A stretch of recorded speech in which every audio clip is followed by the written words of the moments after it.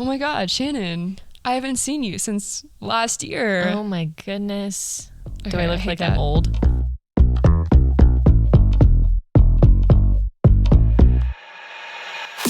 Yo, I'm going to be honest. My biggest moment on New Year's Eve was when they played Sexy Bitch by David Guetta. That was the best thing ever. There's a video of us. We are just so hardcore in that song. Mm-hmm. That was one of my top songs of 2023. Speaking of which, It's my favorite song. Happy New Year's, everyone. Happy New Year. This will be our first episode that we record in 2024. Yeehaw. Woohoo. This is so exciting.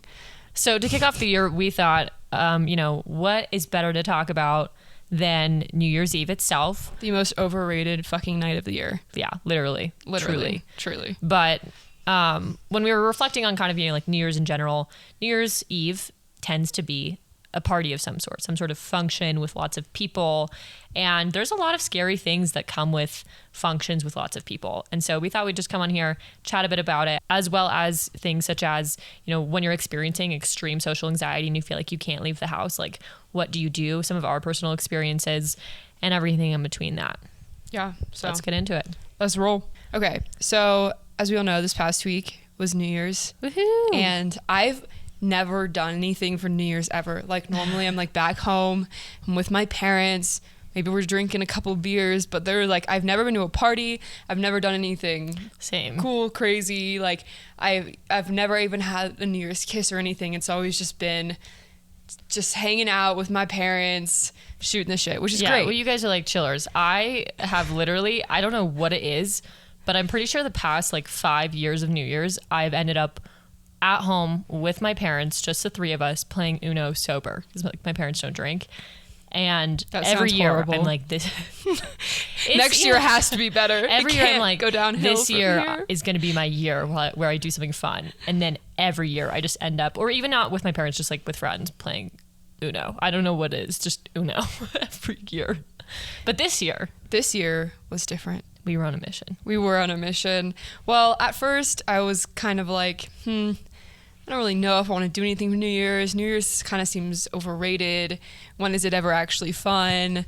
But my boyfriend was determined because I was not really motivated. Honestly, I was like, I'll just stay home and just hang out with my parents chill. again and just do nothing. I'm honestly okay with that. But he was like, no, like we are going to do something. We're gonna rally. troops. Yeah, we're gonna rally the fucking troops and we're gonna go for it. And I was just here. I was just along for the ride. So my boyfriend sends out this mass text like all of our friends. Here's the message. Good afternoon. Congratulations. You've been selected as first round picks to the New Year's Eve squad to kick off the new season. This is a preliminary roster for shenanigans up to and including the end of this wonderful year 2023. I'm not entirely sure what will go down, but I do know for certain that it will be going down, both figuratively and literally, as the tequila flows down our gullets, much akin to the spectacle of Niagara. Based upon the reports of my analysts, there may be some roster expansion. The only requirement is a willingness to leave it all in the field. I look forward to seeing the enthusiasm as you all sign your official offer letters.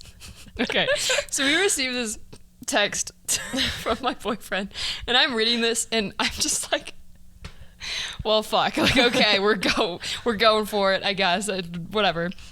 And so we make all these plans and we end up getting tickets to go to a distillery, which might sound kind of weird, but it like is like this huge building and they turned it into a nightclub essentially. Yeah, like they cleared out the floor, they had a DJ, they had lights, balloons, different seating areas, and like a photo booth, the whole thing. And good alcohol. Yeah, because it's a distillery, so like no beer or wine, but like just good actual pre-made that drinks. They made. Yeah, which were really actually quite delicious. I know, we should go there. Yeah. I don't know why we don't. I know, we should, on a Tuesday. On a Tuesday. But so we all put on our, well, actually none of us really had sparkly outfits except for me. I wore black. Yeah, everyone pretty much wore black. I wore like a black top and then had like sparkly mesh pants. It was fun. They were fun pants. Yeah. Okay, but anyways, so we actually made plans. We are actually Big going deal. out. It was Big huge. deal. It was huge for me and Shannon. We've really never gone out for New Year's. This was crazy. And I was honestly feeling a little anxious, a little nervous.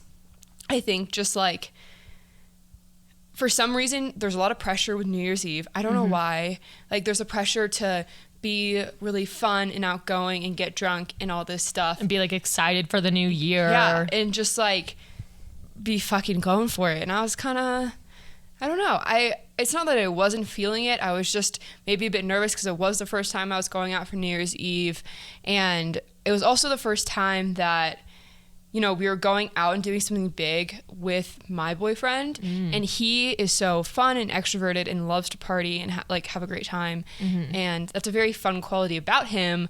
But sometimes I get self-conscious because I'm not like that. You can Sometimes be a little I quieter, am, yeah. But I'm honestly a little bit more introverted, shy, quieter than he is. I think most people are. He's just Different. Oh, yeah, Built he's just different. always going for it. And I didn't want to like disappoint him. And so I put this pressure on myself of, you know, okay, you gotta dress up, you gotta have fun, you need to drink, you need to just have like a good time. And it was really stupid. And I don't know why I was putting all this pressure on myself. Like, I know he wants me to have fun, he cares about my experience, whatever. But before we came over, we all like pre-gamed at Shannon's, and before we came over to yours, we're sitting and just eating dinner, and I just was feeling so stressed out and so anxious. And I told him that. I was like, hey, I'm honestly not feeling great about tonight. I don't love crowds. I do get very stressed out and very overstimulated when I am in crowds. And then finally I was just like, I hate when people touch me. I like really like random people, yeah, just like brush past you, or maybe they like put their hand on your back while they're walking past you, whatever it might be. It just makes me really uncomfortable and super anxious. And I just told him that, and I just like wanted him to know that. And I've also had a few panic attacks in crowds in the past couple years. So I was just like, hey, forewarning, I don't know what's gonna happen. I think we're gonna have fun, but I just want you to know this just in case something does happen. And you know, I think that there can be a lot of reasons for that, but I do think, just as a girl in general, going to bars and nightclubs and things like that can be stressful because maybe there are people hitting on you, or maybe there are people, you know, brushing past you, touching you, and that can be uncomfortable for literally anybody, regardless of what you've been through. Absolutely. But I do think that if you've had any experience of, you know, physical trauma, it can just add another layer to that is just like a little bit more stressful, because just in general, it's hard to describe this, but I think that in a way you felt like you lost control of your body at one point. Right. And so when a bunch of random people are around you, touching you, brushing up against you, you feel like you're not in control. You can't control anyone else except for yourself. Exactly. So I think that maybe that's part of it. Maybe that's part of that like trauma that's resurfacing and making you uncomfortable. And so I think that was a big part of why I was feeling so anxious. I didn't want to feel like that. And ultimately the night ended up great. It was a great night. We had Honestly, so much fun. the place, it's called Mile High Spirits in Denver. Shout out. If I don't know if it'll be like that on every other weekend, but they did a phenomenal job. Like, it was The- crowded, but yeah. it wasn't overcrowded. The music was phenomenal. It was so good. We knew Normally, like every single song. Normally the DJs suck. Whenever we've gone to any sort of quote unquote club, the music has been so mid, but This was awesome. it was. They knew their audience and they certainly played to it. But the point is that going into the night, you were nervous for a lot of reasons. For one, being in a loud crowd too, but a big crowd is scary and intimidating because you don't know how the people are going to act, and you might be in a smaller space and people are brushing past you or whatever. Potentially you're afraid of, you know, guys saying weird stuff because They do. people, sometimes. sometimes people just say weird shit too, and you don't really understand it. But overall, crowds can be really intimidating, and like I've had a few experiences at like concerts and raves and stuff like that, or festivals or whatever, and it's just someone brushes past you and they touch your butt, and you know it wasn't unintentional. Like, you're in a crowded space with thousands of people, you're naturally going to accidentally like brush someone's butt, but it's still kind of, you get that inside twinge of like, I really didn't like that, what do I do next sort of feelings. And so you know that could happen anytime you go into a large crowd, which is not a good time, a little scary. And it can take away the goal of the night, and the goal of the night is to have a good time with your friends, and Right. that's it. Yeah. And you don't want that to be the reason why your night is ruined, and then you're just But it's always on the back burner. yeah, it is always in the back of your mind, and I think that's okay. And I think that it happens, and you need to just be aware of that. But I also think what really helps is, one, I told my partner that I don't really need to tell you that because I know. You know, like, you're going to be with me. And if I at a point was just like, hey, Shannon, can we go sit in the corner for a second? You would be like, absolutely. And I think a lot of our friends, pretty much everyone we went with that night knows about our situation, are super supportive, have been so amazing when we go out. They're always like, you know, let's go to the bathroom together. Or even like if we're with our guy friends, they'll wait outside for you while you're going to the bathroom, or they'll go with you to get another drink or whatever it might be. And I think like the buddy system is super vital in having a friend, like a group of friends that understand that and support that and really hone in, like, just don't go anywhere by yourself, you know, whether that's you're going with your boyfriend or one of your guy friends or one of your girlfriends, whatever, just always make sure you kind of have that. And, you know, for me, like, my boyfriend always like grab my hand when we're like walking through places, or when we were at the bar, there was a lot of guys around me, and it wasn't like they did anything, but I feel like that's the time when guys do try to do stuff or try to talk to you. It's always near the bar. It's always near the bar. You're waiting to order your drink. There's a bunch of guys around you. No one's really doing anything. Like, you're just sitting, waiting, standing, waiting. And that's the time, I swear, that they will start hitting on you. And so my boyfriend basically he's like really tall man, and like put his like body like around me kind of.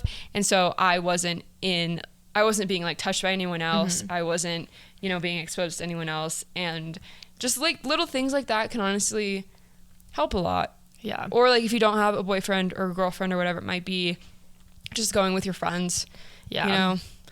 I had a experience when we were still in Boulder where I was at the bar with my boyfriend and his friends, and there was a moment where like I got separated from my boyfriend. I think he went to the bathroom or something, but my other friend was like right around the corner. Like I could see her, so she was on her way. And one of my boyfriend's best friend, who is now also our friend, we will Joe. Yeah, it's Joe.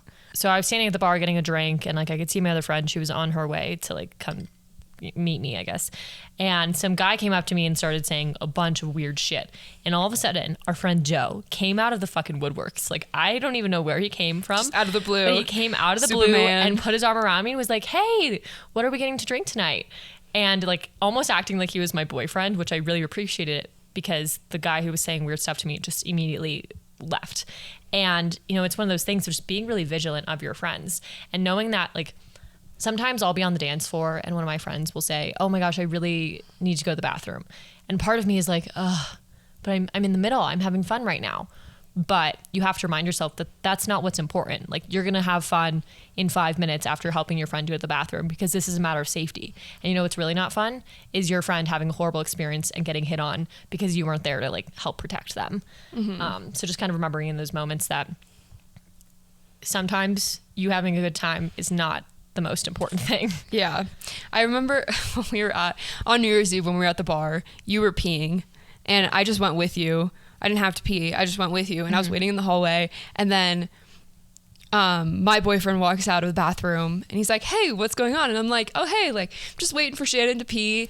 And then he's like, all right, cool, I'll wait too. And then your boyfriend walks out of the bathroom and he's like, hey, and I'm like, hey, we're just waiting for Shannon to pee. And he was like, awesome, I'll wait too. And so we were all just sitting in the hallway waiting for Shannon to pee. And you know what? Thanks, guys. Yeah, like, it took 5 minutes out of our time, and it was nice, and we're all just like giggling, talking, laughing. It's a breathing moment. It's a breathing moment, and we made sure that our good friend Shannon here was, you know, feeling safe and got to go pee without worrying about anything happening to her. It seems so small, but it really is a big thing. So just it be really vigilant is. for your friends. When we were on our way to the distillery, I remember thinking, oh my gosh, going pee in this place is going to be so horrible. What if no one wants to go with me? What if, you know, there's just really long lines and I just have to stand outside the bathroom for really long periods of time and there's like a lot of people walking past me? I was so stressed out about the fucking bathroom situation at this place, not only from the standpoint of, you know, oh, it's gonna be really crowded and it's gonna take a long time to pee, but also just from, are people gonna go with me?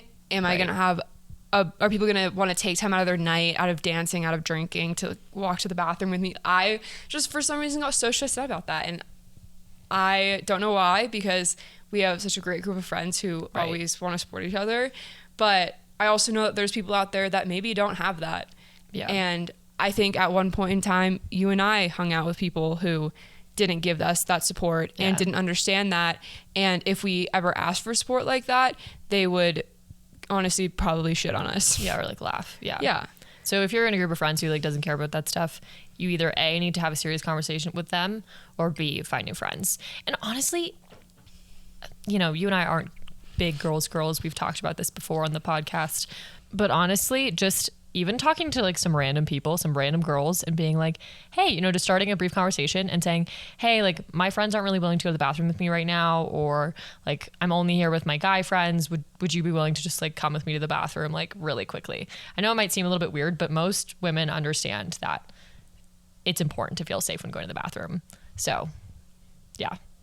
Yeah, and maybe you'll make a friend in the process. Yeah, maybe. I feel like those bathroom chats with random girls are the best. They're like, They "I are love the best. you." Like all of a sudden you're like someone that you literally met in the bathroom line 5 seconds ago, you're saying I love you to and talking about like your vagina leaking. Yeah. Like it's just It honestly bonding is time. such solid bonding moments, I will say. I agree. So another thing aside from having people like, you know, doing the buddy system, making sure that you're vigilant of where your friends are and what they're doing. I think also recognizing that it's okay to leave a party or a big It's a gathering. crazy concept. Like it can be really easy to go to a function and feel like you're trapped there, but it's okay to leave. Like even if you've been there for 10 minutes. Yes. Lauren just raised her hand. Okay, actually, that reminded me of a memory that I haven't thought about in a really long time. Uh-oh. But yes, I think it really is important to have an exit plan whenever you go somewhere, and not even because you're sitting there being like, oh, I'm going to have such a fucking shit time, but even just from a perspective of, oh, you know, I'm pretty tired tonight. I might want to leave early. Or, you know, I have a lot to do in the morning. Might want to leave early. Or, you know what? I am feeling kind of anxious. I might want to leave early. Whatever it might be. Maybe you need to shit yourself. Yeah, I don't know. You have to take a really big shit, and you're like me and have performance anxiety and can't shit in public bathrooms, so you need to leave early. Whatever it might be, it is nice to sometimes have an exit plan. And that can be difficult. I know on New Year's, that was kind of hard because, you know, I wasn't going back to my own house. I was going back to my boyfriend's house, and getting an Uber that night, it took us like almost an hour to get an Uber. And they're like $60 to drive 12 minutes. Yes, it was horrible. But most nights are not like that. And so normally I'll even talk to some of my friends at the beginning of the night and be like, hey, like I might want to leave early. And some of them are like, oh yeah, me too. And then you're like, oh fuck yeah, cool. Now I have a buddy for when I leave. Now I have an exit buddy. Awesome. Yeah. And just understanding, you know, maybe the best way to get home. Maybe you can walk, but, you know, make sure you walk with someone else, or you have to get an Uber, whatever it might be. But it is nice to have that in the back of your mind so that you know, hey, I'm not stuck here all night. Some of my friends, they could go until 4 a.m., but I'm not one of those people, and I can go home if I need. I remember at my high school, we would have high school dances, and back then, you know, definitely had been through shit. I hadn't gone through this assault yet, but I still had been through some fuck shit. I still had a good amount of anxiety, especially social anxiety. And at my high school, you couldn't leave functions early. What the hell? Yeah, like all of our dances, homecoming, formals, proms, whatever it might be, you could not leave early. That's horrible. And I see why they do it, but I understand why they do it, because they want kids to stay and Accountability, have safety, fun. And yeah. there's the accountability and safety aspect of it. But one night we were at one of these formals, and at this point in time, I was dating someone who was really abusive and treated me really badly. And I was coming to realize that at this time in the relationship, and we were at this formal, and it was just like going so horribly. And I was, you know, on the like break of like having a panic attack. Like Right. I needed to get the fuck out of there. I was telling staff people, I was like, I need to leave. Please help me leave. And they were just like, you can't, like, it's just against policy. You can't leave. You have to stay until the dance is over. And it was so horrible and miserable and terrible. And I understand once again why they do it, but I do think that schools need to have exceptions and need to understand that some people might really be going through it. Some people might be dealing with a lot of mental health issues you don't know, and they have to make exceptions for people like that. And, they can ensure, they call you a car or a cab or an Uber, whatever it might be, ensure you get home safe. But I just don't think you can force kids to stay there, especially when they're literally having a panic attack at a dance and they force you to stay. Like, come on, be better. Like, that's just, I don't think you're taking care of your students if you're doing that. And anyways, that just reminded me of that because that was such a fucked memory. But in most cases, you can leave, and maybe you have FOMO, maybe you feel lame, I don't know. But honestly, if you're taking care of yourself and you're showing up for yourself, I think that means a lot more than maybe missing 2 more hours of a night. Yeah. Even if it is a night like New Year's where you're supposed to be there till 12 so you can kiss your partner at midnight or whatever, like, no, you can celebrate another day. Like, if you're having a panic attack or you feel unsafe or just not good and you need to go home, it's okay to go home. Like, there will be other nights to celebrate. And if you have good friends around you, they should understand and back you up on it. And if they don't, fuck them. Yeah. They're not being understanding. They're not being supportive. And, like, that's not cool. And I know that there can be pressure to stay or to even go out in the first place, but maybe that's just not what's best for you. And I have respect for people who know themselves and can be like, no. I'm good. You know, like one of our friends, he was invited out with us on New Year's, and he was like, honestly, this is not what I want to be doing. I hope you guys have so much fun, but I just want to stay home, and that's how I want to spend my night. And I had so much respect for him because he knew that's what he needed at that moment, and he listened to himself instead of forcing himself to try to go have fun because you're supposed to go out and drink on New Year's or whatever day it might be. I think my roommate is probably one of the best people at saying no to going out, which is funny because she used to be like mega FOMO, like always would go out. And she started realizing that, sometimes you have extreme social anxiety before going out, or sometimes you're just actually really fucking tired, and going out and being in a group of people and drinking until the sun rises sounds like the worst thing ever. And crawling into bed with a pile of pizza and Netflix sounds way better. And so, there's been times where I've been telling her like, oh, I'm supposed to go out tonight, but I don't really feel like it. The thought of getting ready feels really daunting. I don't know if I should go because like all my friends are going to go and it's going to be so fun. And she frequently looks at me and says, Shannon, if right now the thought of going out sounds horrible, imagine how horrible you're going to feel when you're actually there. Like the thought alone makes you feel like shit. Experiencing it is going to be way worse. Yeah. And so those are the moments where, you just have to say no. And if people are like, oh, you're a bitch, come on, come out. No. I think it's way harder to say no and stay home. Like it's way more metal to stay home and watch Netflix than going out because you're doing what feels harder in the moment to make that decision. Yeah. And I do think that there is a balance. Are you drinking warm coffee with a straw? It's not warm. Is it hot? No. It's pretty cold. Okay. It's just cooled down. Yeah. It started hot. It did start relatively hot, but it was not that hot. It was warm, I'd say. Okay. Okay.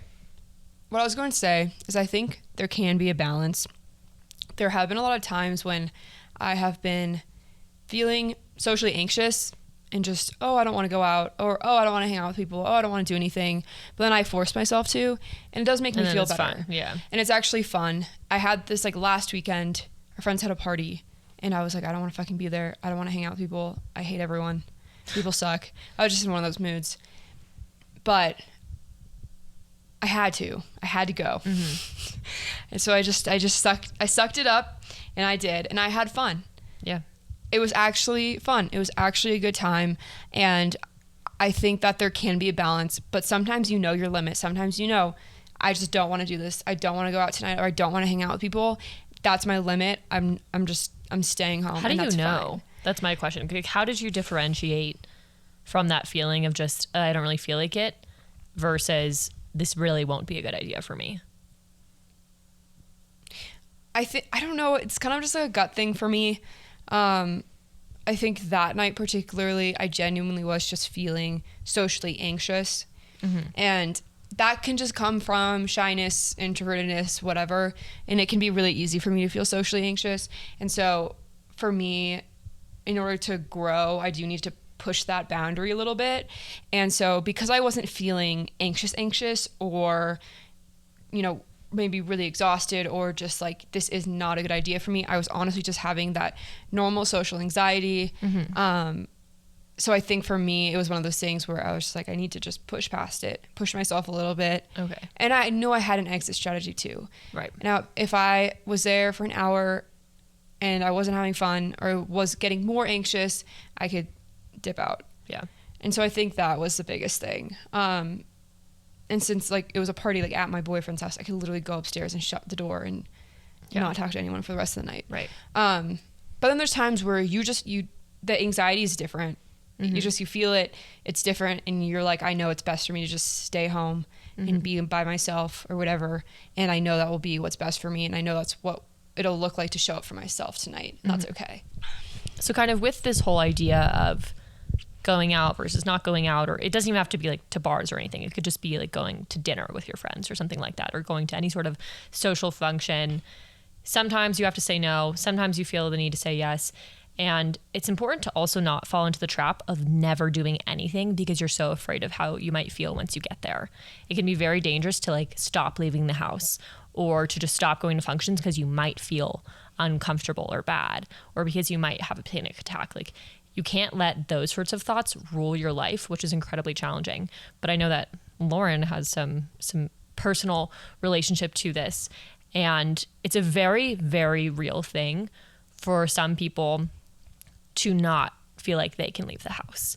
And I had it, I think it was the summer between my junior year and my senior year, I believe. Yeah.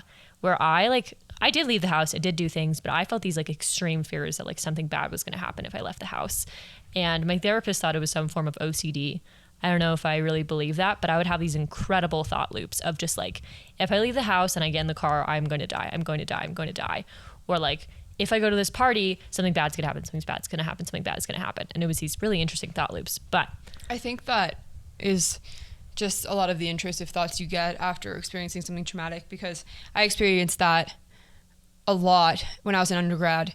And I know we've talked about this. I'd be just like walking home at night from campus, and I would picture like really bad things happening to me all the time. And there were these like really intrusive thoughts that I was getting all the time, that something bad was always gonna happen to me. And they're really scary, and it's really real, right? Maybe they are just intrusive thoughts, but those intrusive thoughts realistic. They might be realistic, and they're coming from this place of, well, I've been through this trauma once before, it could happen again, or it could be worse, or I could get more hurt, or whatever it might be. So I think it's super it's tough, right? And I do think you have to work through those types of things, and it can make it really hard to go places. And I've experienced that, when I've been in really dark places going through this, I would stay in my apartment days on end because it just felt safer. And maybe that's just what I needed, and that's okay. And I did get through those things, and I did heal, and I still experience intrusive thoughts. I'm sure you do too. And that can make things a lot scarier, and it can make it harder to go to parties or to be around people who are drinking, because you just get like nervous that something bad could happen to you, just like it happened before. Right. And I don't think that is crazy or anything, but I do think that means you got shit to work through. And you have to work through it, or you're going to let those thoughts rule your entire life. And I was talking to my mom about this within the past couple of years, because my whole family went through something pretty fucked and traumatic. And my aunt passed away, who was my mom's sister. And it was very, very, very tough time for everyone, but especially, my mom and my aunt's daughters and things like that. It was just this really, really anxiety-ridden, traumatic, terrible, horrific time. And my mom, for a long time, would talk about how her anxiety was just so bad. It was just so bad constantly all the time. Like, she wouldn't want to leave the house. She wouldn't want to go into public places. She wouldn't want to do these things because her anxiety just became so bad after this trauma. And, my aunt died because she was sick. It wasn't because she got hit by a car or was in a car accident or something like that. Something that like happened in a day-to-day things that we do. Right. But even despite that, my mom just had all these anxieties about like maybe bad things happening to her if she went places or if she went out in public. But she also persevered, and she understood that she couldn't let that dictate every decision she makes throughout her day. You know, she still had to put on her clothes, put her shoes on, and leave the house. You know, she still had to go grocery shopping or, you know, do the things that she would normally do. And she worked through that. And maybe she still struggles with that, but she worked through it and she pushed herself because she knew that this is something that she had to heal from. Right. And once you kind of realize that, it's kind of less comforting and comforting at the same time to realize that you could literally get hurt, harmed, injured, die, whatever, from literally doing anything. Like, you can be walking down the sidewalk and you can just have a fucking heart attack. You could trip over one of those stupid cracks and smash your face into the concrete. And those are really awful kind of graphics. But the truth is that you cannot prevent a lot of things in life from happening to you. You are responsible for how you react or respond to them, but you can't always prevent them from happening. And that kind of should relieve some of that stress in the sense of like, I can't control it. Like, I literally cannot do anything about some things. So I might as well do my best to put my pants on and go out to the grocery store or take that walk or go to that dinner party. And it's scary. And like, you can be sitting there the whole time saying, this is horrifying. This is horrifying. What if something bad happens? What if something bad happens? And then something that was really helpful for me when I was in these thought loop phases was I would leave the house, and when I would get home, I would be very, very intentional about recognizing that I made it back home, that I drove, and that I ended up okay. Yeah. I'm still here. Yeah. Because you start to take those things for granted when you start getting into the thought loops, and you can't. You have to recognize that like things are okay, or things can be okay. Yeah, I think that giving yourself that positive reinforcement is really, really, really, really important. Mm-hmm. Like, oh, I made it home safe today. Oh, I did this thing and nothing bad happened to me. Because then you're beating those intrusive thoughts. Mm-hmm. You're putting some like positive emotional experiences in the bank account. Exactly. And that's really important. And that also goes to show that you went through something, but you're not letting it be everything that you are. Mm-hmm. And I think that's really important. And, you know, to piggyback off the story I was saying a bit ago, my mom has persevered through this anxiety. And my grandma, on the other way, Try again. My grandma, on the other hand, you know, lost her daughter, and that's horrible. But now she won't leave the house ever. Mm-hmm. We don't see her at family functions anymore because she is just too scared. She's too anxious, and she's literally letting it dictate everything that she does every single day because she's too scared. Yeah. And it's understandable. And she's a lot older, and that's a terrible loss to experience.